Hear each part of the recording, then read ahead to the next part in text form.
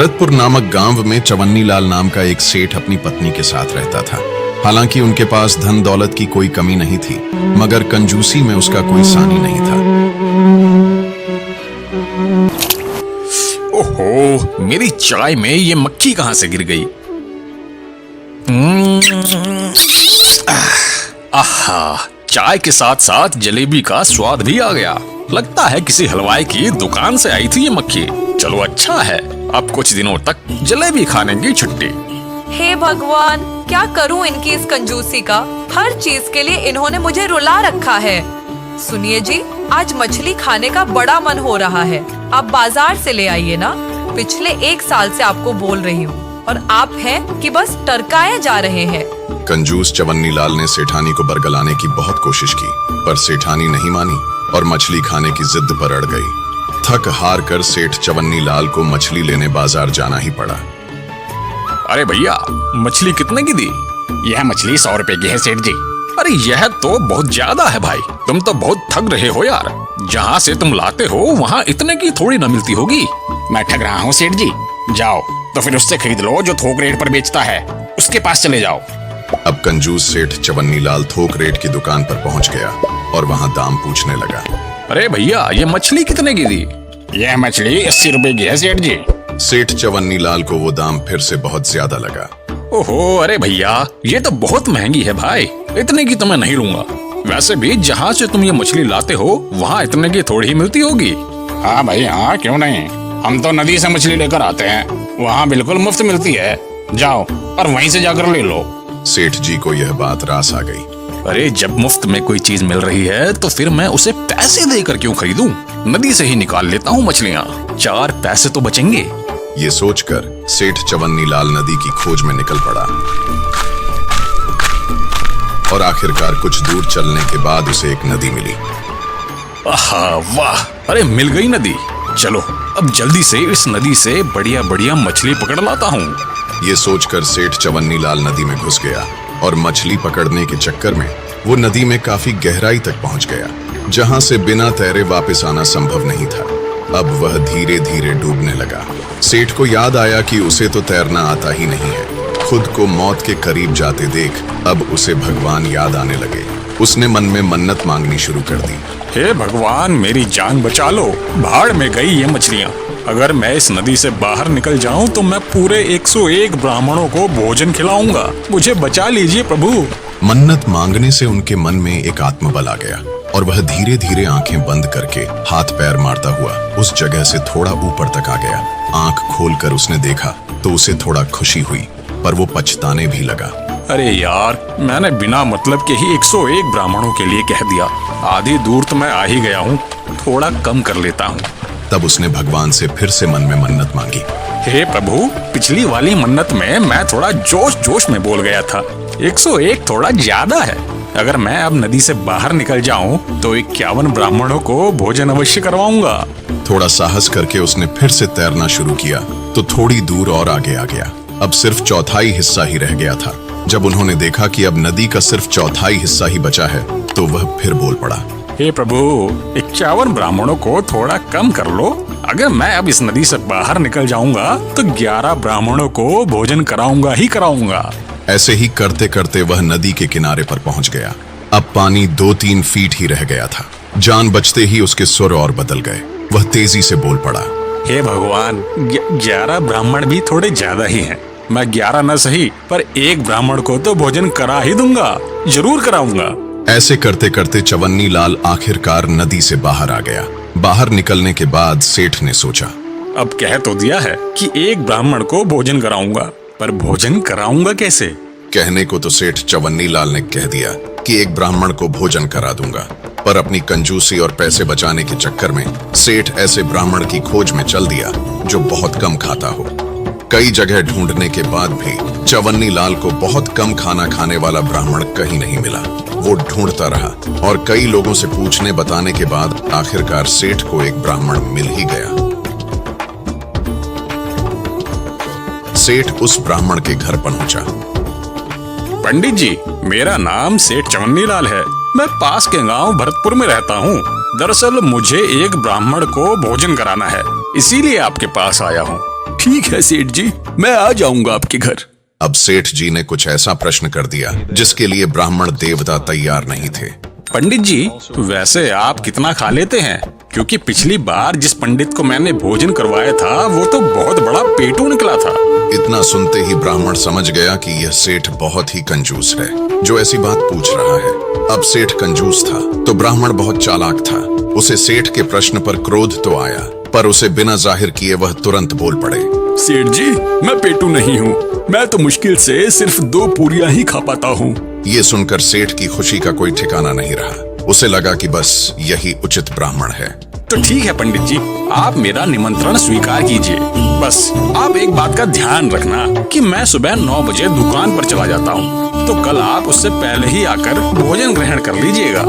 पंडित राजी हो गया और सेठ भी प्रसन्न मन से अपने घर आ गया।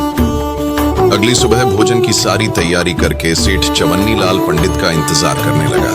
देखते ही देखते 9 बज गए, परंतु पंडित जी घर नहीं आए और धीरे धीरे 10 भी बज गए।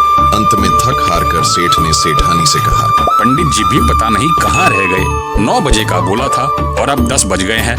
मुझे दुकान के लिए देर हो रही है। भगवान, मैं दुकान जा रहा हूँ। अगर मेरे जाने के बाद पंडित जी आए तो तुम उन्हें भोजन करा देना और 11 रुपए की दक्षिणा भी दे देना। यह कहकर सेठ चवन्नी लाल घर से चला गया। उसके जाने के कुछ देर बाद करीब 12 बजे पंडित जी घर पर आए। उनके आते ही सेठानी उनके हाथ पैर धुलवाने लगी। वो हाथ पैर धो ही रही थी कि तभी पंडित जी फूट फूट कर रोने लगे।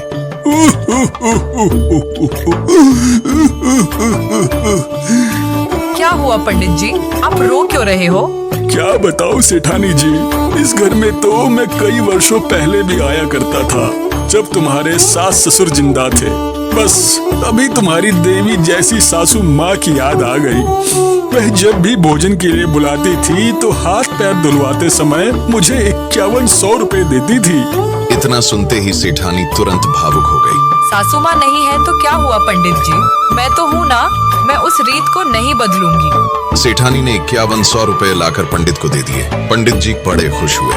इसके बाद सेठानी ने पंडित के लिए 2 पूरियों का बढ़िया सा भोजन लगा दिया। पंडित ने पेट भरकर भोजन किया और भोजन खत्म करने के बाद वो एक बार फिर से फूट फूट कर रोने लगे। पंडित को इस तरह रोता देख सेठानी चिंतित हो गई। उसने फिर से पंडित जी से पूछा, अब क्या हो गया पंडित जी, अब आप क्यों रो रहे हो? खाने में कुछ कमी रह गई क्या? नहीं, ऐसी कोई बात नहीं है सेठानी जी। बस मुझे फिर से आपकी लक्ष्मी स्वरूप सासू माँ की याद आ गई। जब वो जिंदा थी ना तो वह मुझे भोजन कराने के बाद भी 21,000 रुपए की दक्षिणा और साथ ही साथ आटा और चावल का दान भी करती थी। पर वह सब पुरानी बातें हैं, अब वह समय कहाँ लौट कर आएगा। चलिए ठीक है सेठानी जी, अब मैं विदा लेता हूँ। रुकिए पंडित जी, आप चिंता मत कीजिए। जैसा पहले से होता आया है आगे भी वैसा ही होता रहेगा। इतना कहकर सेठानी ने तुरंत चवन्नी लाल की तिजोरी से 21,000 रुपए निकालकर पंडित को दक्षिणा के रूप में दे दिए और साथ ही आटा चावल दाल आदि को एक झोले में बांधकर पंडित को दे दिया। पंडित जी सारा सामान लेकर खुशी खुशी अपने घर निकल लिए। रात को जब सेठ चवन्नी लाल लौटकर घर आया तब उसने सेठानी से पूछा, अरे भाग्यवान, पंडित जी भोजन करने आए थे या नहीं? हाँ हाँ, पंडित जी आए थे और मैंने उन्हें भोजन भी बहुत अच्छे से करा दिया था, पर वो बार बार रोए जा रहे थे। हैं? बार बार रो रहे थे? पर वह क्यों? दरअसल वो बता रहे थे कि सासू माँ के समय में भी वो हमारे घर भोजन पर आया करते थे, इसीलिए उनको बार बार सासू माँ की याद आ रही थी। लेकिन मैंने उन्हें सासू माँ की कोई कमी महसूस नहीं होने दी और उनका भोजन से लेकर दान दक्षिणा तक सब बहुत अच्छे से किया। ये सुनते ही सेठ चवन्नी लाल बुरी तरह से चौंक गया। दान दक्षिणा? अरे कैसी दान दक्षिणा? जब सेठानी ने पूरी राम कहानी बताई तो गुस्से से चवन्नी लाल का खून खौलने लगा। अरे ये तूने क्या कर दिया भाग्यवान? 26,000 रुपए की दक्षिणा? इतने में तो मैं पूरी दुनिया के पंडितों को खाना खिला देता। छोड़ूंगा नहीं, मैं उस पंडित को आज छोड़ूंगा नहीं। वो मुझे चूना लगाकर चला गया। सेठ ने तुरंत अपनी लाठी उठाई और पंडित के घर की तरफ चल दिया। उधर पंडित जी भी पूरी तरह तैयार होशियार बैठे हुए थे। उन्हें मालूम था कि जब कंजूस सेठ को सारी बात पता चलेगी तो वह बहुत हंगामा करेगा। इसीलिए पंडित ने पंडिताइन के साथ मिलकर पहले ही सारी तैयारी कर रखी थी। अरे भाग्यवान, वो कंजूस सेठ यहाँ कभी भी आ सकता है। तुम्हें अच्छे से याद है ना कि क्या करना है, कोई गलती मत करना। हाँ पंडित जी, हमें अच्छे से याद है। आप चिंता मत कीजिएगा, हम भी आप ही की पत्नी हैं। देखिएगा हमारी परफॉर्मेंस। कुछ ही देर में सेठ चवन्नी लाल बिलबिलाता हुआ पंडित के घर पहुंच जाता है। पंडित, अरे ओ पंडित, बाहर निकल। सेठ की आवाज सुनते ही पंडिताइन तुरंत पंडित को एक सफेद कफन उड़ा देती है। वहीं काफी देर तक जब पंडित बाहर नहीं आता तो सेठ गुस्से में घर के अंदर चला आता है। चालू हो जाओ भाग्यवान, सेठ जी आ गए हैं।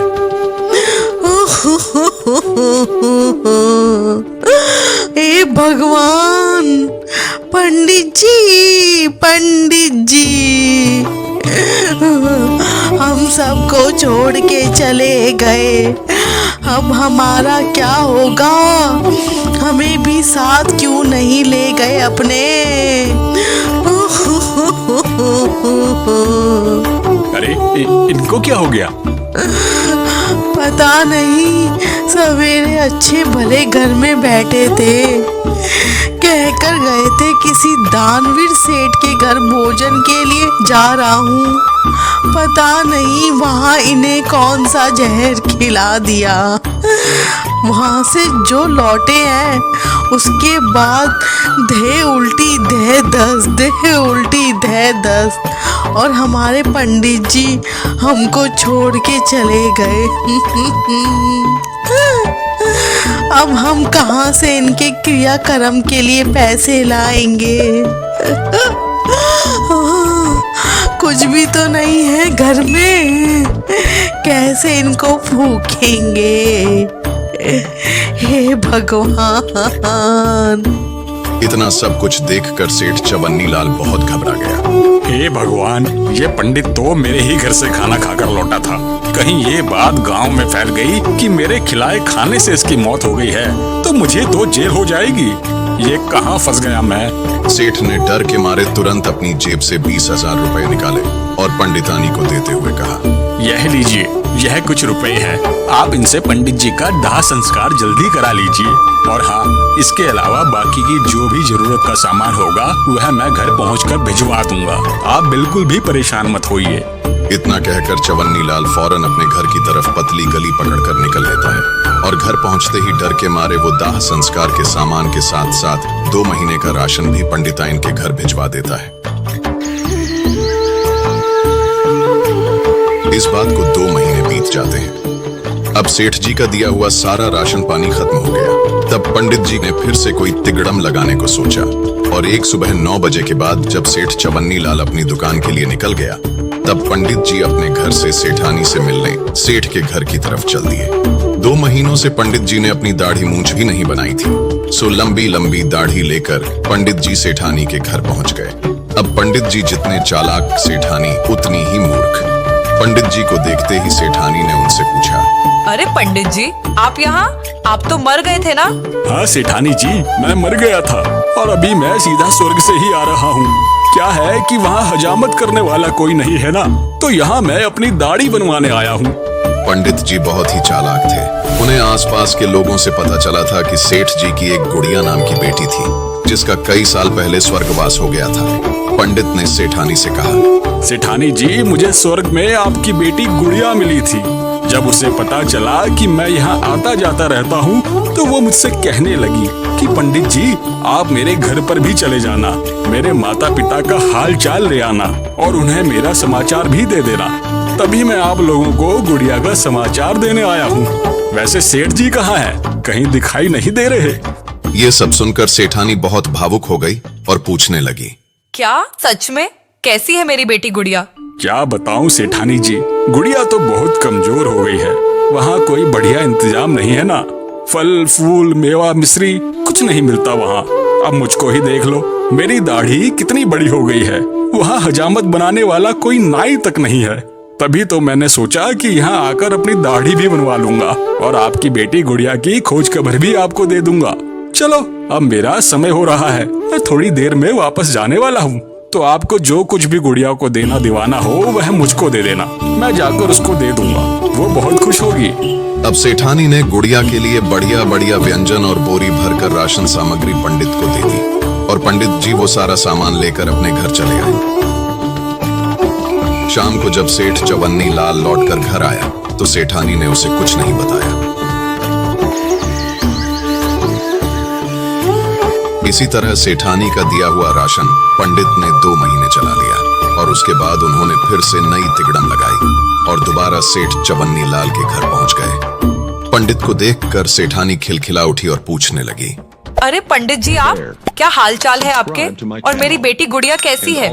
हाल चाल तो बहुत बढ़िया है। अब तो गुड़िया एकदम तंदुरुस्त हो गई है। आपका दिया हुआ सामान देखकर वह बहुत खुश हो गई थी और खूब खा पी रही है। उसने आपका और सेठ जी का हाल चाल पूछा है। और हाँ, एक खुशी की बात तो मैं आपको बताना ही भूल गया। जानती हो, आप नानी बन गई हो और सेठ जी नाना। गुड़िया को लड़का हुआ है।